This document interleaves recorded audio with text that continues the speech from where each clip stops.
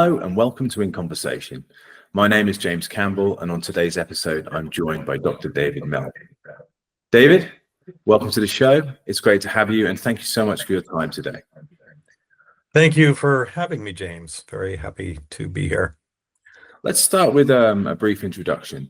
So could you just tell us a little bit about who you are, maybe where you're calling in from, and then maybe tell us a bit about your role and if you're affiliated with any institution? Sure.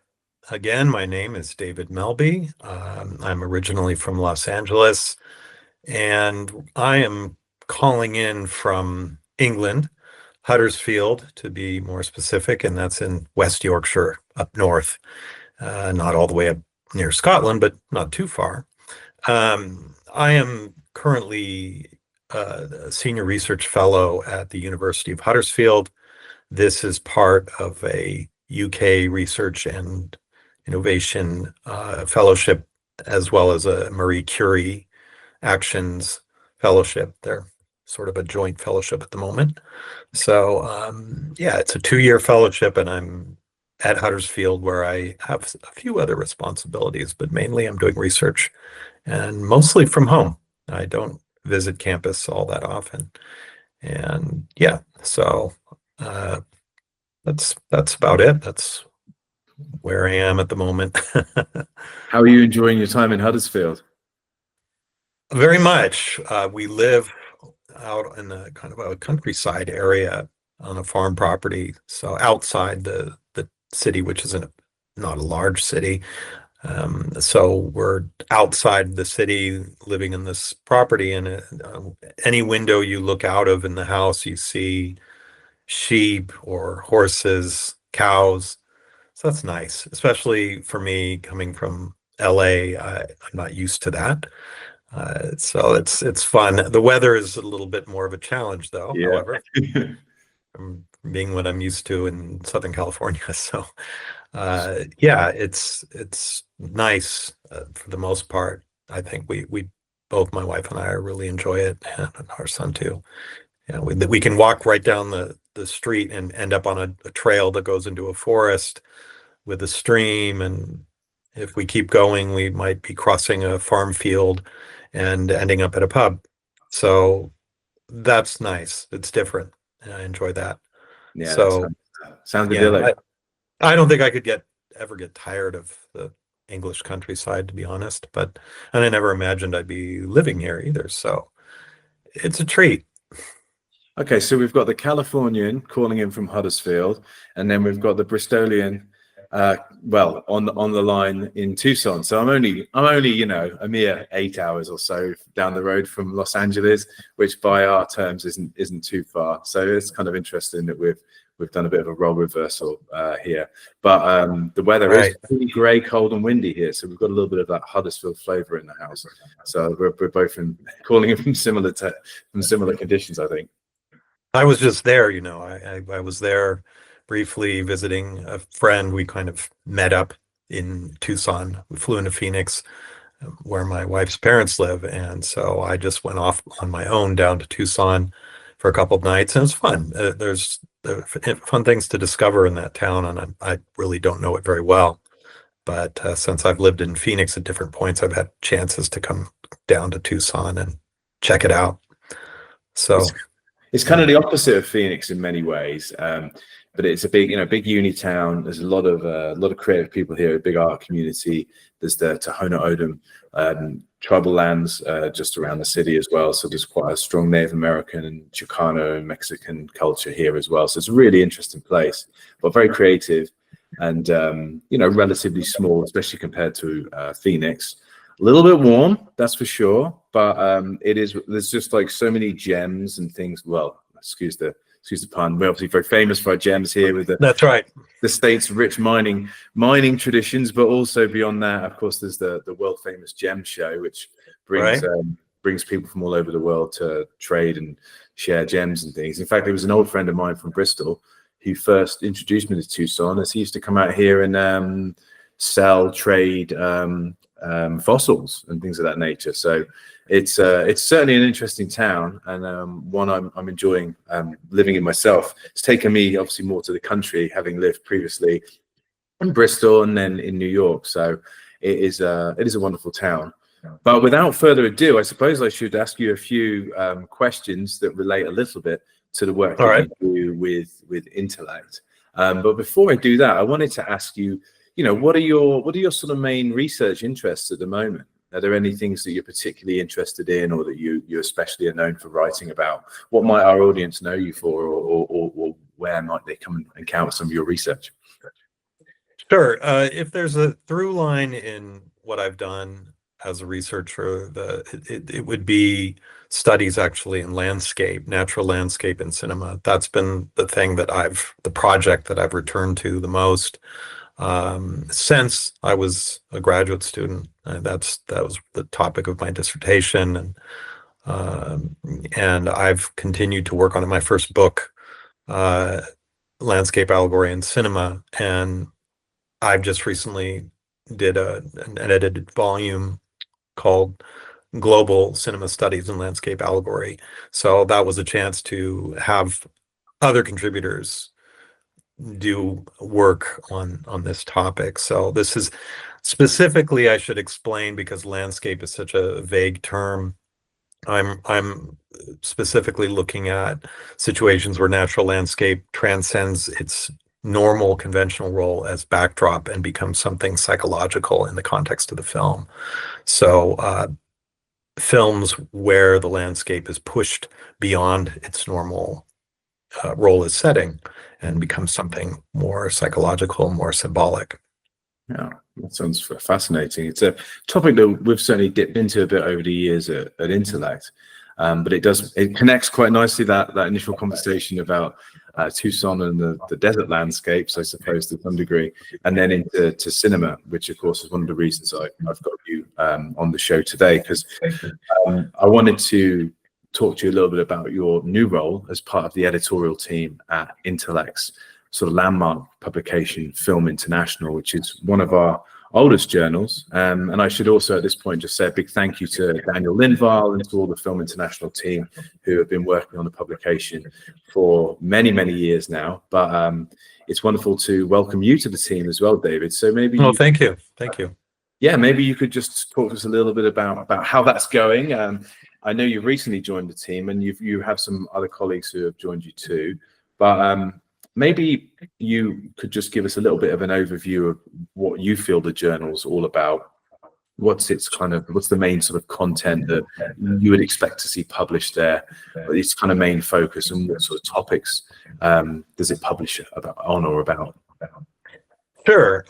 Well, I came to the journal through a posting, actually. I think it was on the British Association of Film Intelligence and Screen Studies listserv, if I'm remembering correctly. That's pretty short, because the only other listserv I see all the time is the music-oriented. And it looked like a really attractive opportunity to me to apply to be an editor for a journal, and I felt like this is the right thing. This is the sort of thing that I'm at the right stage in my career to pursue.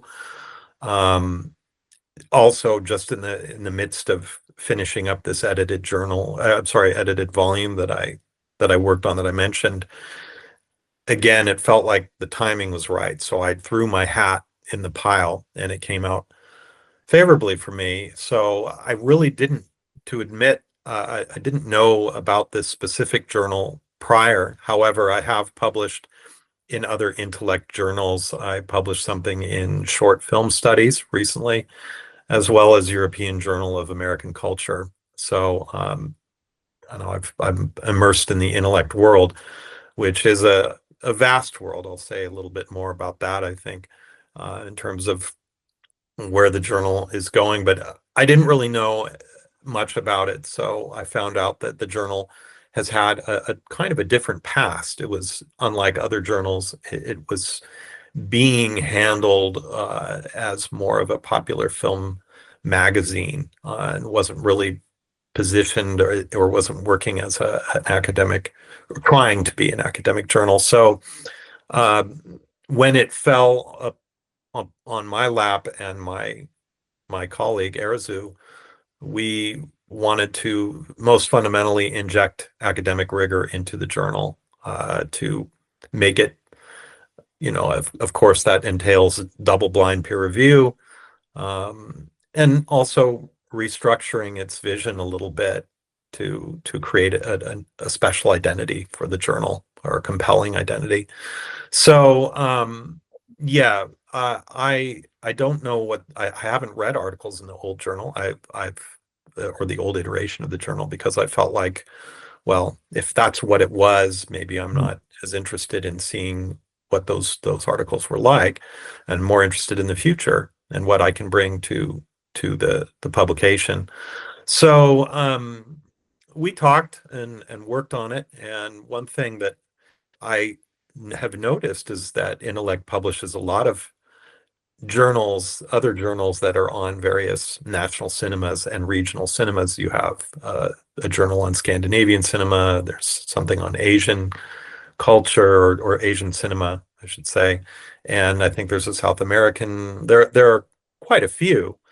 So my thought is, what can we do to make this journal unique and not be redundant to those other Intellect journals?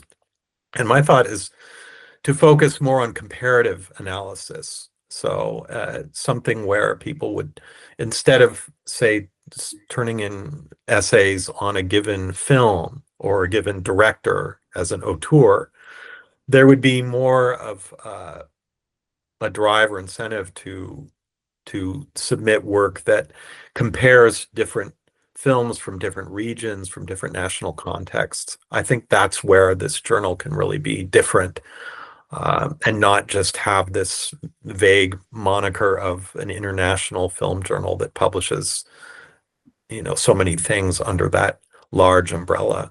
So that's really what I'd like to see.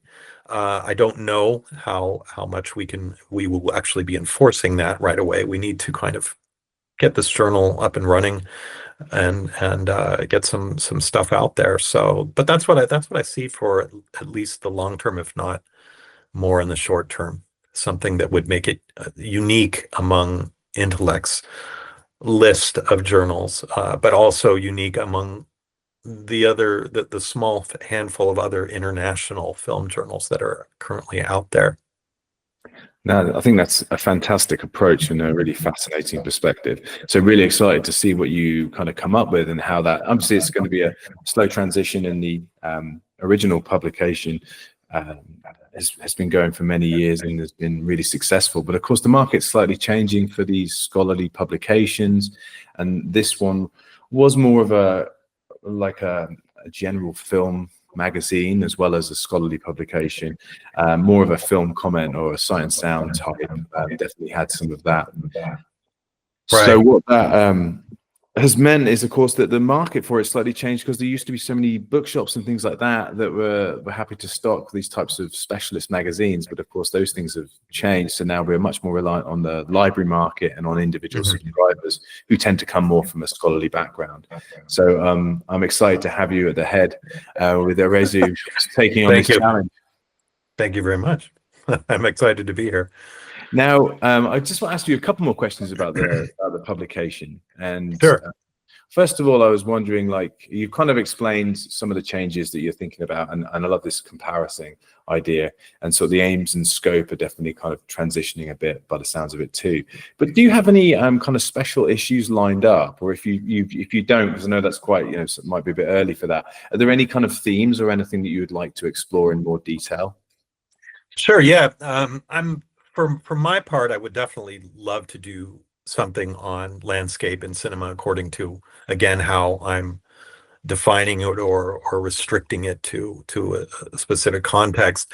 So that would be something that's somewhat built into my larger research trajectory. But another pursuit I could do is something about popular music and identity in cinema, because that's I didn't have a chance to mention. That's what I'm working on now. Is it's a project that looks at jazz in crime cinema on a transnational scale.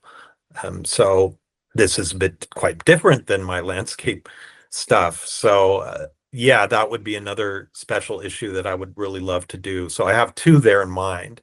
And I know that Arazu has one or two as well that she's thinking about doing. I'm not in a rush because, again, I want to get the journal on a different track, or let me be pompous and say a better track, or at least a more academic or academically rigorous track. So before I get too ahead of myself, I'd like to pursue that general objective before thinking about how my work can translate to a special issue. So that's what I have in mind right now. Yeah, it must be a little bit of a challenge stepping into a journal that's had such a rich legacy and history as well, especially at a time when it obviously needs to be some changes need to be made as well. So how are you enjoying that challenge? Is it a bit overwhelming, or is it quite exciting? No, actually, well, we started out with 3 editors, co-editors, and one had professional reasons to resign. Frankly, she was just busy, and which is very understandable in academia. So left with 2, we were encouraged to take on perhaps a new third member. But the 2 of us talked about it, and we felt that a 2-person team is actually very nice, because with 3, things can get complicated very quickly.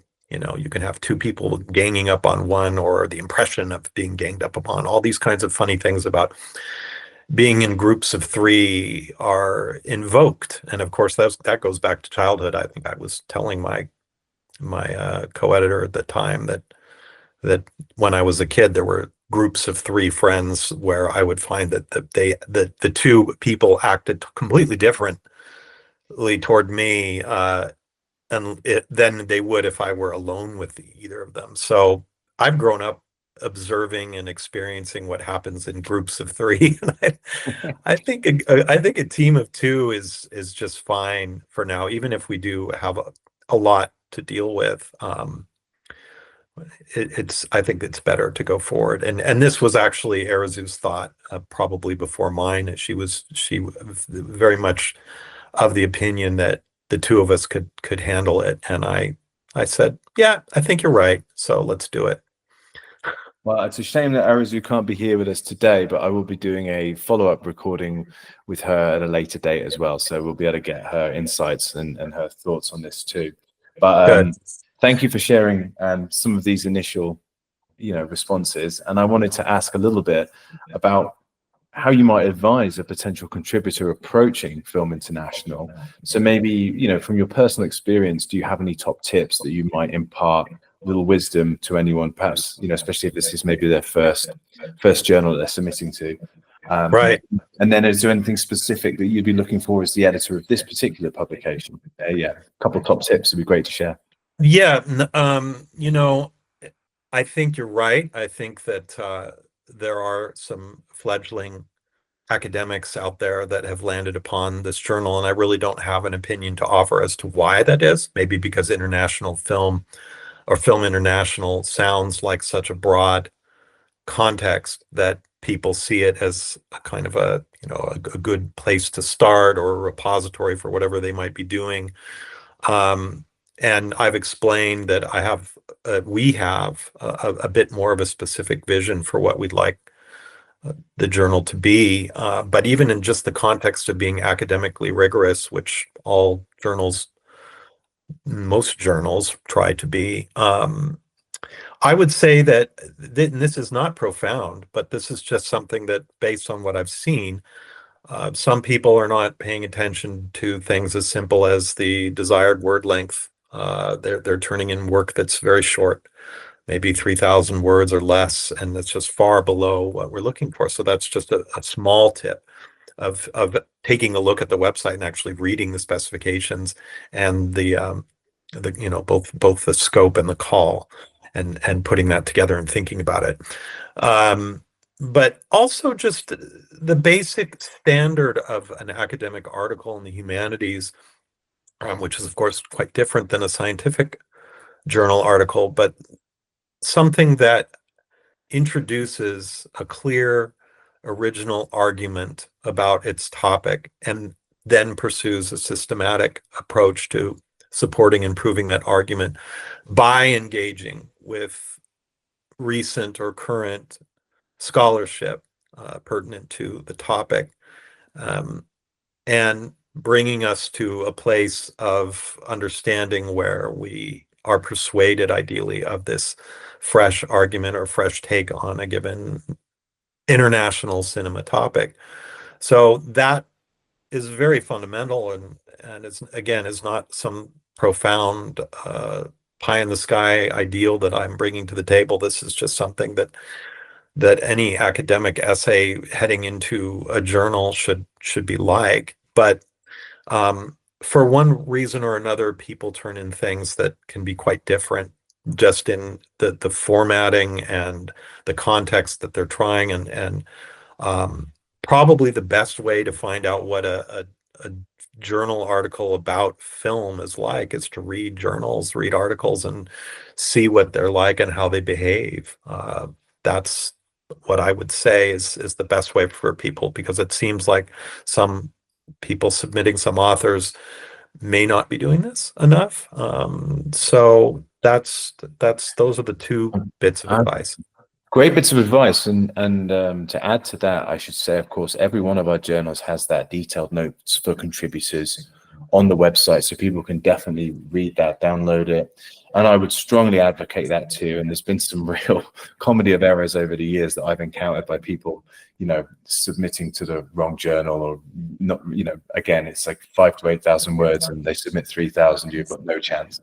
But in addition to that, of course, all of the journals that we publish, there's a free issue that people can download online. Plus, there's a number of open access publications out there too. So there's a wealth and depth of freely available material that people can read, and I urge them to read. One, because it's great to have that knowledge out there as a resource. But two, as you say, David, by reading these types of articles, you can better understand how to craft your own. And I think it's such an important thing. And you often find people who haven't perhaps read any of the articles that have been published in that journal, and then they don't quite get the right tone or the right style. So definitely take advantage of those free resources, and of course contact editors or contact the publisher and try and garner a bit of extra information as well if you need it. Along the same lines of what I was saying earlier about what I would like to see, the new direction for the journal, let me also say that people like to write about Hollywood films naturally.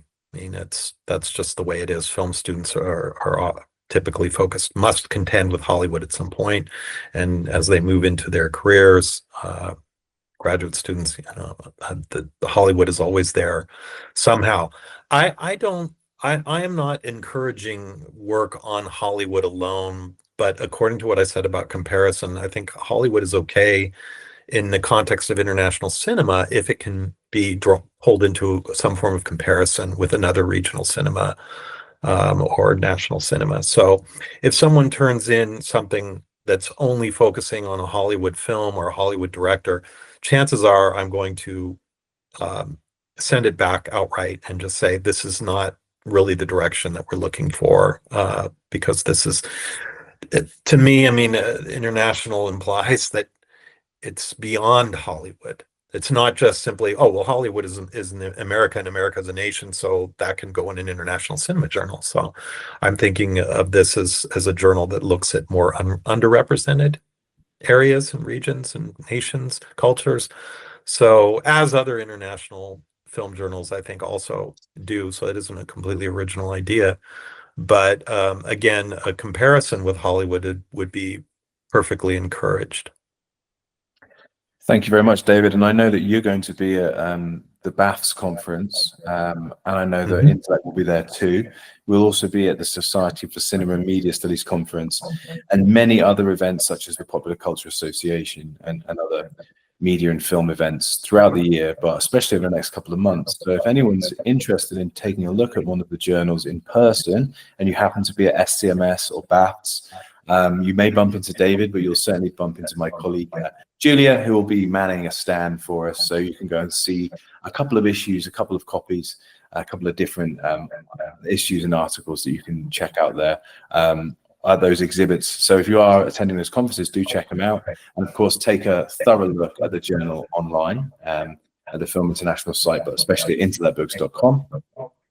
And David, thank you so much for answering some questions about the journal, but I do want to ask you a few, what I call quick time questions. So a few kind of fun, slightly lighthearted questions. So if you've got some time to stick around, I'd love to throw them your way. Sure. So without further ado, I was going to ask, if someone was to play you in a biopic of your life, who's the actor? Who's going to play you? It's a funny question because it's hard. You have to interpret it as, is it somebody that should be somebody that looks like you, number one, and number two, do I deserve a biopic? This calls or refers to the Jim Morrison comment that, is your life, have you lived a good life, good enough to make a movie? Good meaning interesting, I think, in his case. And I don't know whether I have. So that's that part of it, is would I actually have a biopic? If anything is unusual, maybe in my academic path, is that I've taught in all these different places around the world. So, and that wasn't something I really intended. It just sort of turned into a pattern, and it's been a very adventurous pattern. And I originally had artistic ambitions, and it kind of, the academia sort of absorbed me, and going to these different places and teaching has absorbed me. So, but I think if if somebody had to play me that looks like me, the best thing I could do, and this is really flattering myself, and anybody who said it has flattered me, but I used to get compared to Cary Grant. I don't know why, but I see that. No, I see that. But I again, that's really, really flattering. So I don't want to. I only mention it because it's true, and people did say that at one point in my life. So I don't know. I guess maybe I could try to do something like that. But I would be the aging Cary Grant at the latter part of his career. I mean, I'd take an aging Cary Grant. And as the auteur in this situation, I'll be directing. I think there's a good likeness. You could definitely be like cousins or something like that for sure. So I definitely get the comparison. And maybe we could say, it's the adventurous academic, the David Melbye story. That's perhaps our title. All right. Okay. Starring Cary Grant as the infamous David Melbye. I'll take it. Next question is actually, cinema is such a visual medium, and there have been obviously incredible visuals throughout cinema history, but there's also been incredible film posters. There's a few that always jump to mind for me, and I had them on my wall as a kid and as a teen. So I wanted to ask, do you have any sort of famous film posters or iconic film posters? Anything that stands out to you? I didn't put film posters up on my wall, and I'm kind of surprised I didn't, because I've loved film all my life. And I certainly had rock and roll posters up on the wall and stuff. But I would say that, and I don't really know if I could identify a favorite film poster, not only for that reason, but just because I don't know if I've ever thought about that. But one poster that comes up more recently in the context of this current horror jazz research project that I'm doing is The Abominable Dr. Phibes, British film, early 70s, with Vincent Price. And that one is an interesting poster because what you see in the poster doesn't actually ever happen in the film, but it's quite a bold visual. It's this ghoulish figure that is supposed to be Dr. Phibes, and you never really see that figure of a kind of a corpse-like person until one point in the film. He removes his mask and he's hiding underneath this kind of skin of what looks like a rotting corpse or something like that. It's a camp cult horror film, and what he's doing in the poster of this image, actually, you can't recognize Vincent Price anymore. It looks kind of like a skull almost with skin on it.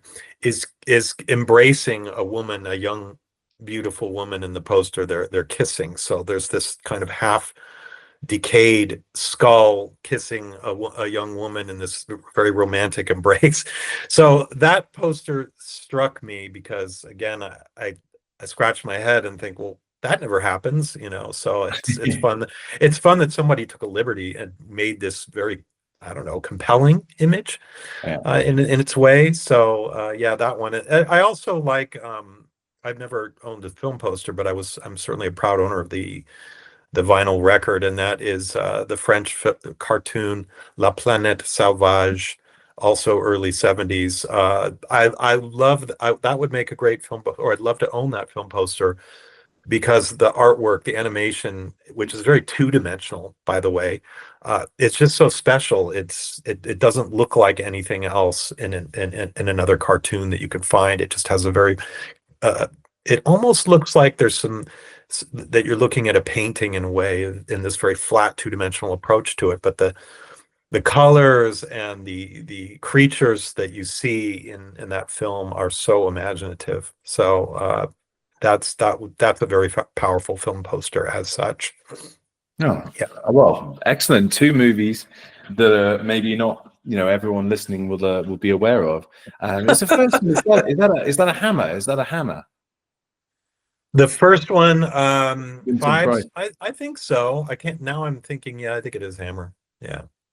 I feel like it's one of those ones that I probably know. As if I saw the poster rings a bell, but I always remember speaking to. They were kind of definitely like you come home from the pub type movies. I think back in the day in the UK. That's right. So it's a very campy film that has its own cult following. I don't think it really takes itself too seriously. So. That's the camp is sort of built in, but it's certainly when Hammer was becoming more and more indulgent by that time, and other horror studios. So it's fun. It's about it's a serial killer who comes up with these really outlandish, creative ways to kill his victims. So that's the fun part of it, is you get all these completely ludicrous scenarios. For example, piping locusts down through a hole in the ceiling upon a woman that has this sort of vegetable syrup poured all over her face. The film never tries to explain why the syrup doesn't wake her up. She's supposed to be sleeping. And the locusts are piped in there and they devour her face. And so it's kind of locusts sound great, but that's it's fun and imaginative, but yeah, and it also pertains to my project, so that's why it came to mind. Well, thanks for sharing that, and it does take me nicely to the next question, because you mentioned horror, but I wanted to ask whether there are any genres in general that you kind of connect with, and if you're interested in genre. I am interested in genre, and I'm interested in most genres. I'm not really picky or specific, but I would say one that I'm actually not really a horror fan, but I do like a lot of horror films, and definitely have a stake in horror in my project right now. But most of the project focuses on crime, so I'm going to say that the crime genre is my current favorite, and that means I'm watching a different crime film almost every night when I have some time to myself, from different parts of the world. So mostly movies made in the 60s, sometimes 50s, 40s, maybe less so, and then a little bit of 70s as well, but all within the scope of what I'm doing. So sometimes there are films that I know I'm not going to be talking about, but I watch them anyway, and others I know are very much research films because jazz is involved. So yeah, right now I've been in, for the last year and a half, 2 years, I've been very much invested in the crime genre. Would you share a couple of favorites or ones that have piqued your interest from the genre that maybe people could go away and take a look at? Well, Fives is one, in the sense that what I'm looking at is really a kind of a genre, ultimately is a genre crossover between crime and horror.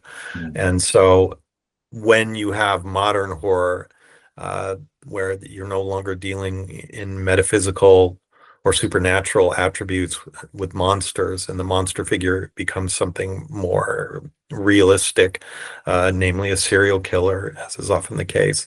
That crime, it's essentially is a crime film, but the emphasis is shifting more toward fearful situations, graphic violence for its own sake, gore, rather than gunplay that you would find, or fist fighting that you'd find in a traditional crime film. So that's one. Another one, a British film. I just went into some of these down in London at the BFI library. And another one is that most people don't know, is a 1968 film called Corruption. And that one's fun because it has a bit of a counterculture context where you have a hippie party, or a mod London party, I should say.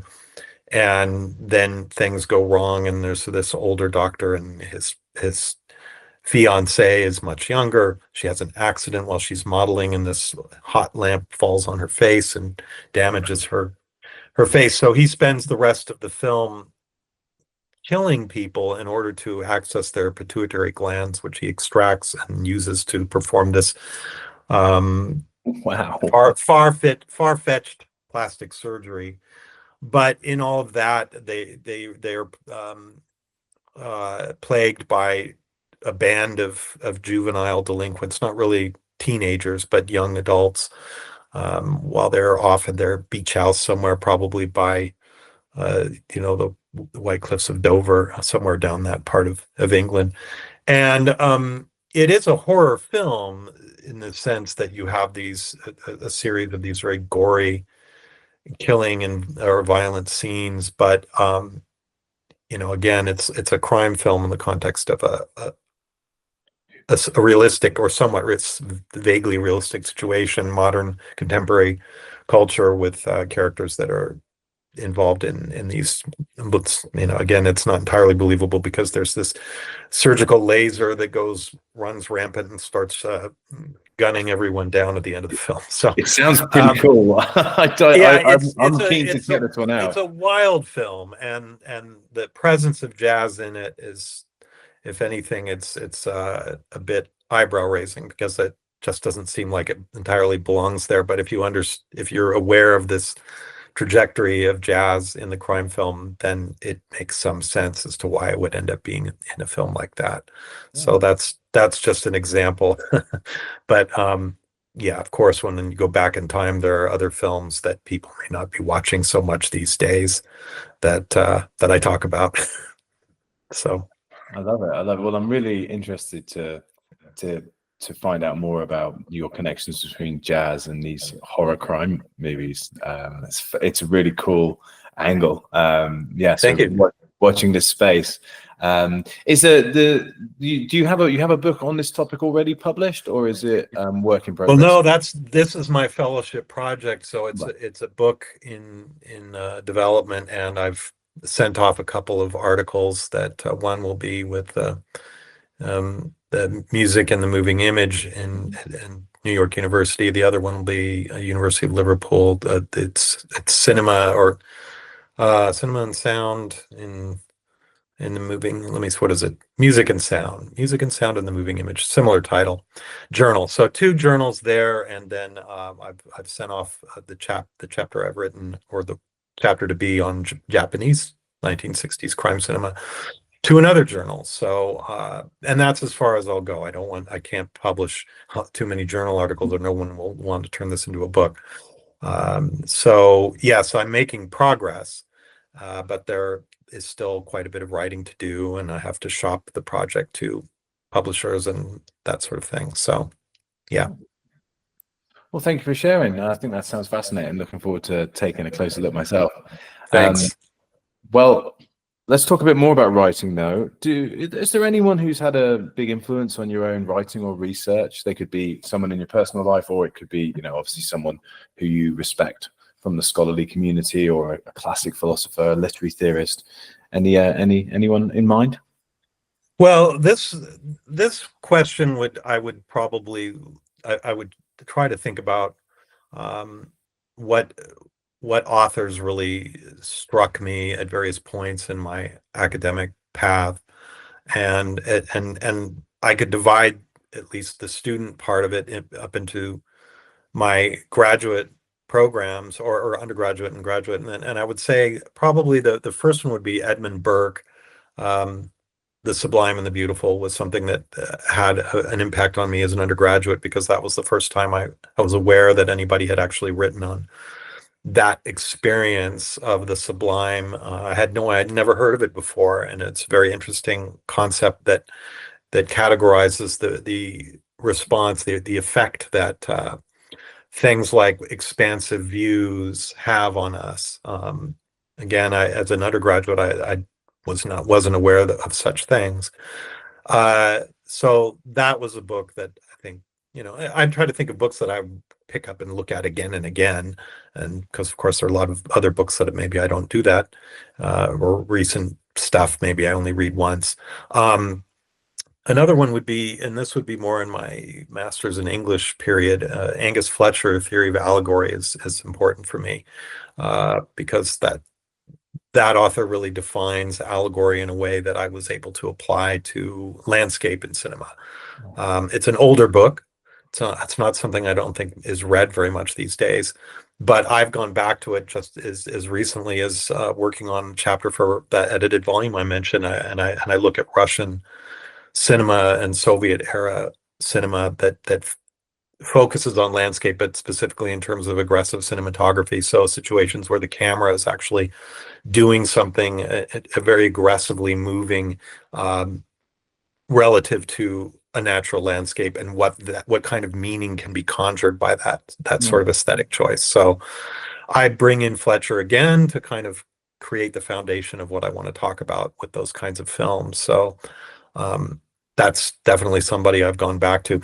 And finally, I would mention, and this is not original or different from most film graduate students, it's almost like a rite of passage, Gilles Deleuze, Cinema 1 and 2. When you're a film graduate student, it's compulsory to contend with Deleuze. And if anything, I've tried to get away from Deleuze because it feels like people keep going back. But you can understand why if you know those books, the way and they're difficult to read, but in translation. But it's fun at the same time because they divide up the history of 20th century cinema really into two categories that work pretty well in what's talked about there. And again, my investment in landscape, those kinds of films where landscape becomes metaphorical and is configured in a different way, really pertains to the Cinema 2 book, where you're talking about the so-called time image. Anyway, I don't want to elaborate on that because it's a bit dense, but those books, but that definitely is something that I was picking up and rereading and referring to. So those three, I think I'll leave it at that. Thank you. No, I appreciate you sharing those. And again, it's always nice for our listeners to kind of check in with people's reading lists and see, some new gems if they haven't encountered them before. So thank you for sharing those. I just have one final question for you today. And again, it's a little bit of a zinger potentially. So, you're hosting a dinner party. Maybe you're hosting me, the auteur, who's going to be making your biopic. But Right. Other than me, you can invite 5 other guests, and I was wondering who might make that list. They can be dead or alive. So who's coming to the dinner party? Well, this question again is something that one has to think about, because in one sense you could understand it to mean what 5 people would you congregate according to what they might discuss together. And that, to answer that question, I think would take some time. I'd really have to think about that. Who would I put together that would create a stimulating and powerful and an inspirational conversation for anybody who might witness it? Or you could read this question as another sort of 5 favorites list. What people would I love to meet, and I'm taking that route because it's easier, and again, it would take a long time, I think, to work out the other one. But the problem with doing it the quick way is that the five favorite people or five people that are inspirational wouldn't necessarily have a great conversation, or they may not even be able to understand each other if they don't know how to speak the same language, which is somewhat the case in the five that I've thought about. But these are five names that come up as just that I've been passionate about at different points in my life. So the first is Edgar Allan Poe. High school, that was a big author for me, and someone I arrived at as a favorite of mine for literature. So and led ultimately to the interest in landscape because of these so-called landscape sketches that he wrote, which many people or most people don't really bother to read. These aren't the famous horror macabre stories that everyone knows Poe for. There's something else that has more to do with the sublime, actually, and allegory. So it's that's Poe is one. Caspar David Friedrich, German 19th century romantic painter, is a big one for me. I've always been attracted to his works, and again, it has to do a lot with the sublime, these incredible vistas that he paints or painted have always resonated with me. Well, since I was an undergraduate, I think was the first time I ran into Friedrich's work, and I think it was some kind of an art history survey course. So whenever I have a chance to see a museum that has Friedrich's works, Friedrich's landscapes, I try to go and see them, and that's just, yeah, another big name. Claude Debussy. My father used to play Debussy preludes at home when I was growing up, and I never paid attention to them really. But then in college, I think I was in a coffee shop and I heard it may not have been, it may have been Ravel, because he played a lot of Ravel too, but it just suddenly struck me, wait, I know this and I love this, and then I really sort of discovered these two, especially Debussy, and other composers that my father would play on the piano when he came home from work. So that Debussy is somebody that, in particular, those preludes is magical for me. And if there's every once in a while you'll see a classical program, and some pianist will be performing just the entire book 1 and book 2 of those, and that's a treat. I saw it not only in Pasadena, where I'm originally from, but many years later in St. Petersburg, somebody was playing both books, and so my wife and I, let's go see it. I have to see it. Too bad there were kids behind us. That was before we had one, and they were making noise, and I thought, this is the worst place to bring children, to a Debussy solo piano concert. Next, Miles Davis. I've spent some time with not his entire catalog really, and that's I'm remiss in that, but I've really focused on some of his later stuff over the years, like Bitches Brew. I think was a very inspirational album for me toward listening to more jazz, and maybe it's unfortunate that I didn't discover him more through his older material, but it's not, which is a traditional, but I mean, the bebop era and post-bop and so forth. But it started really, I think, with Bitches Brew, In a Silent Way, beautiful album that very much relish. Big Fun is one that most people don't know about, that's very much like Bitches Brew and in some ways just as good. So coming into this jazz project so much later sort of brought me back to the Miles Davis that I was maybe more casually listening to on CD some years ago, and now I've kind of come into where I want to own these albums on vinyl, and I want to think about Miles Davis more in the context of a film like Elevator to the Gallows, which he scored.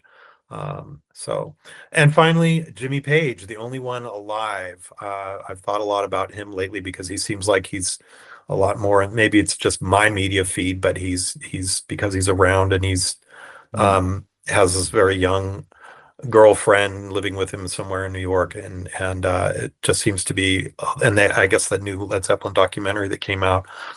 But he's somebody that I've loved or admired in some way since I was a kid, with the Led Zeppelin posters on the wall instead of the film posters that you asked me about.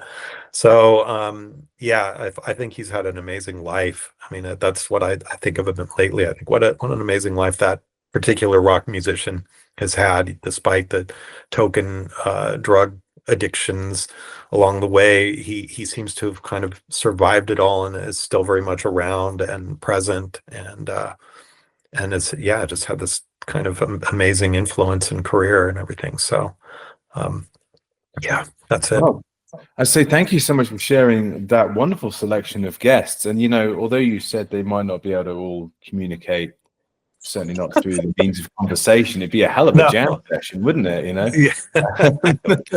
Well, they're all artists, so if they could be translated, if there were a translator there, they might have some interesting things to say about art and creativity.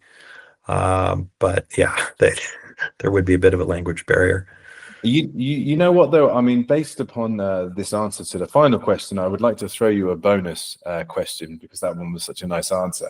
And Great. before we were recording today, you and I were just discussing what we've both been getting up to, and you alluded to some of the ways that you and your friends have kind of like got a tradition of listening to music. Can you just tell us a little bit about what you've got planned and how that connects with just a brief little exposition of that would be wonderful. Sure. I'll keep it brief. Well, and when back to my undergrad days, there was this impulse to go out to the mountains and in San Diego and listen to some music and go camping. Essentially, we had I think it all started with a boombox, and then I started, after that experience, I thought, wait a minute, it'd be great to have my actual stereo out here in this setting, because we found this amazing enclosure of trees. You actually had to kind of tunnel into it, and then it opened up into this hollow grove that was very private and off the road, off the highway. So for a few years, I started lugging my speakers out there, and we'd have to bring a generator, of course, to do this, and that was in the CD era. So I was playing CDs, and we'd have a campfire and listen to music, and I was kind of dominating as the DJ at that point.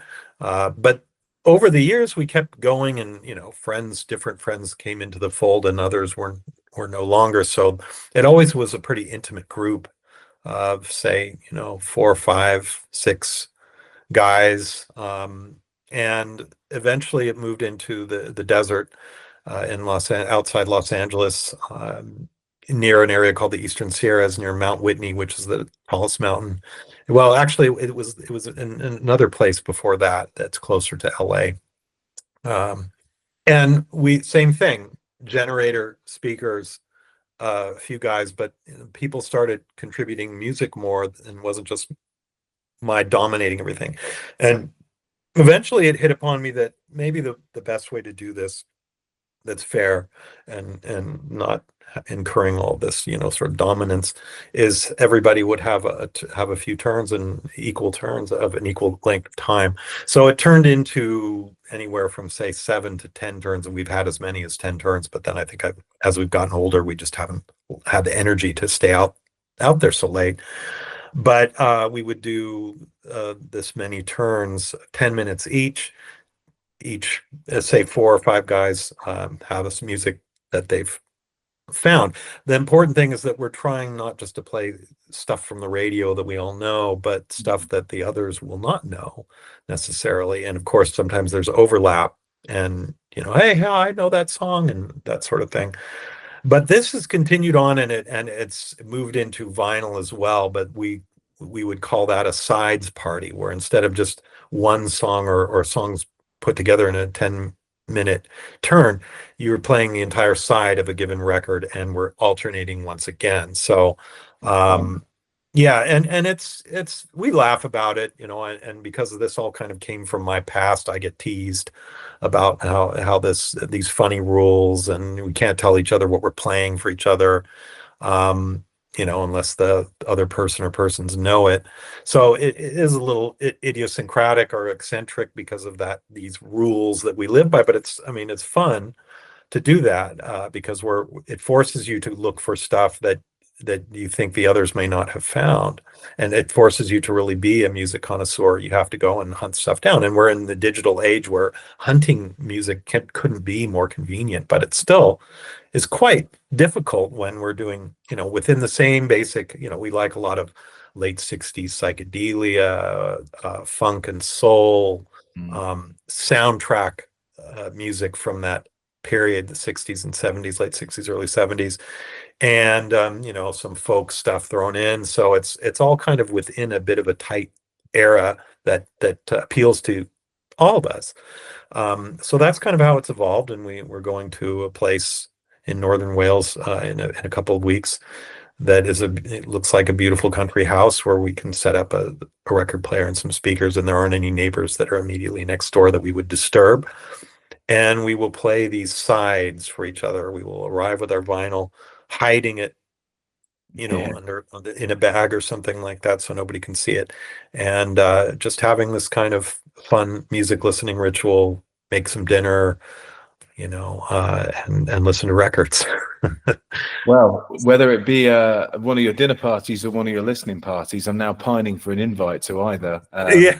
Seems like music's going to be a prominent part, and I'm sure there'll be some good films played in the background too. But I love the way that you're intersecting different parts of culture, music and soundtracks, and movies, and how that obviously is something that you're very passionate about in your your personal life as well as your professional life.